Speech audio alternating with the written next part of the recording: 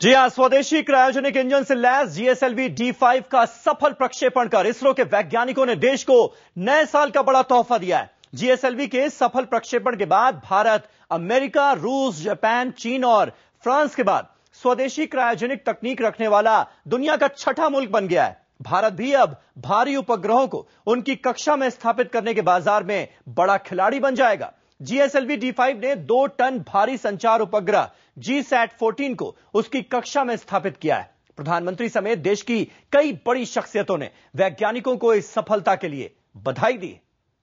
5, 4, L45 ignited. 2, 1, 0.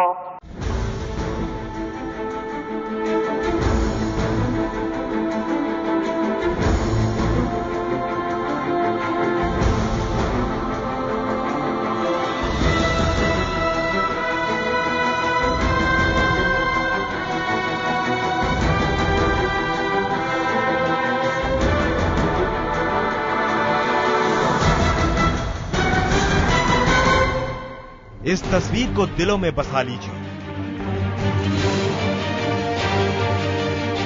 क्योंकि ये तस्वीर अब इतिहास का दस्तावेज बन गई है। रविवार शाम घड़ी के कांटे जैसे ही 4:18 पर पहुंचे, आसमान पर धुएं की इस लकीर ने हिंदुस्तान की सुनहरी कामयाबी की कहानी लिख दी। धुएं की ये लकीर आंध्र प्रदेश के श्रीहरिकोटा के सतीश धवन स्पेस सेंटर से छोड़े गए जीएसएलवी D5 रॉकेट से निकल रही थी, जिसे ऊपर और ऊपर उठने की ताकत दे रहा था स्वदेशी क्रायोजेनिक इंजन।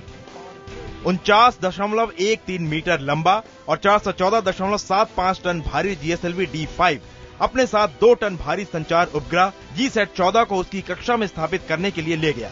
हालांकि इससे भी बड़ी कामयाबी स्वदेशी क्रायोजेनिक तकनीक की सफलता है, जिसने भारत को व्यावसायिक उपग्रहों के प्रक्षेपण के बाजार में बड़े खिलाड़ी के तौर पर स्थापित कर दिया है। 350 करोड़ रुपए की लागत वाला महत्वाकांक्षी स्पेस प्रोजेक्ट 3 साल पहले लगातार 2 असफलता झेल चुका था।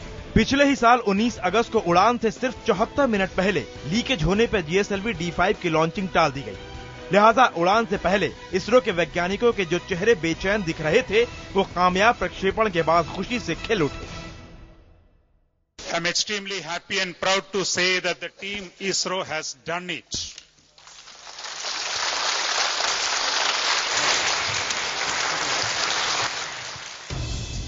इसरो ने देश के सियासी नेतृत्व को भी दुनिया के सामने फख्र करने का मौका दिया है। इस सफलता पर प्रधानमंत्री मनमोहन सिंह ने अपने बधाई पैगाम में कहा, विज्ञान और तकनीक के क्षेत्र में यह देश का एक और महत्वपूर्ण कदम है। बीजेपी के पीएम प्रत्याशी नरेंद्र मोदी, लोकसभा में नेता विपक्ष सुषमा स्वराज समेत देश की कई बड़ी शख्सियतों ने इसरो को इस सफलता के लिए बधाई दी। मैं भारत के सभी वैज्ञानिकों को, इंजीनियरों को इस सफलता दिलाने के लिए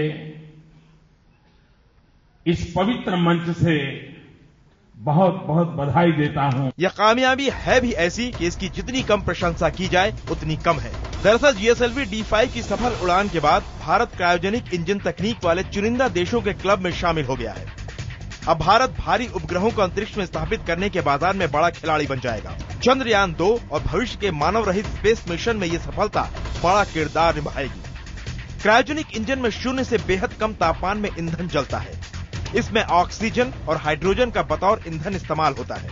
दुनिया का कोई भी देश भारत को क्रायोजेनिक तकनीक देने को राजी नहीं था। लिहाजा इसरो ने खुद स्वदेशी क्रायोजेनिक इंजन का विकास किया। हालांकि 15 अप्रैल 2010 को स्वदेशी इंजन वाले जीएसएलवी D3 की उड़ान नाकाम हो गई। पिछली गलतियों से सबक लेकर इसरो ने जीएसएलवी D5 के इंजन में कई किस्म के सुधार किए। इसके बाद ही रविवार को इसका सफल प्रक्षेपण किया जा सका। First of all, I must compliment the entire ISRO team for this major achievement, and my heart is always with them. And this is a the country can be proud of this moment. GSLV D5 की सफल उड़ान से पहले Bharat PSLV rocket की तकनीक में माहिरी हासिल कर चुका है। 1994 के बाद भारत अपने PSLV रॉकेट के जरिए 23 कामयाब उड़ानों की कहानी लिख चुका है। हालांकि भारी उपग्रहों को मनमुताबिक कक्षा में स्थापित करने की PSLV रॉकेट की क्षमता सीमित है। इसीलिए जीएसएलवी D5 रॉकेट की सफल उड़ान का देश को लंबे वक्त से इंतजार था। Bureau report, IBN 7।